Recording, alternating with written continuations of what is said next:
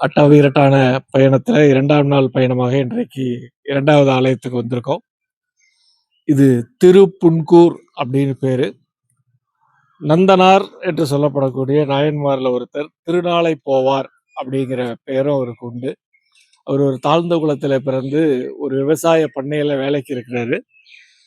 அந்த பண்ணை முதலாளிகிட்ட சிதம்பரம் போய் நான் நடராஜரை சேவித்து விட்டு வர வேண்டும் அப்படின்னு அவர் பர்மிஷன் கேட்டே இருக்கிறாரு. அவருக்கு பர்மிஷனே கொடுக்கல. நாளைக்கு போலாம், நாளைக்கு போலாம் அப்படின்னு. இவரும் நாளைக்கு போகலாம் என்று ஒத்தி போட்டுக்கிட்டே வரதுனால தான் அவருக்கு திருநாளை போவார் அப்படிங்கிற ஒரு பேர் வந்தது.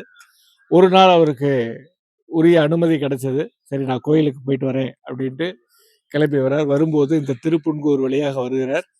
தாழ்ந்த குலத்துல பிறந்தவர் அப்படிங்கிறனால அவருக்கே ஒரு எண்ணம், கோயிலுக்குள்ள நாம போகக்கூடாது அப்படின்னு நினைச்சுக்கிட்டு கோயில் வெளியே நிற்கிறார். தன்னுடைய பக்தன் தன்னை பார்க்க வந்து வெளியே நிற்கிறதை காண பொறுக்காத சிவன் கொடிமரத்தையும் நந்தியும் விலகி நில்லுங்கள் அப்படின்னு சொல்லி வருகை. இப்ப இந்த இடத்துல இருந்து பார்த்தா அந்த சேர் மறைச்சிருக்கு. சேர் இல்லைன்னா நம்ம நேரா சிவனை பார்க்கலாம். நந்தி கொடிமரம் ரெண்டுமே விலகி நின்ற தலம் இது. அவ்வளோ ஒரு பெருமை மிக்க தலத்துக்கு வந்திருக்கிறோம். தரிசனம் பண்ணுவோம். பண்ணிட்டு அடுத்தது சிதம்பரத்துக்கு போக போறோம். இன்றைக்கு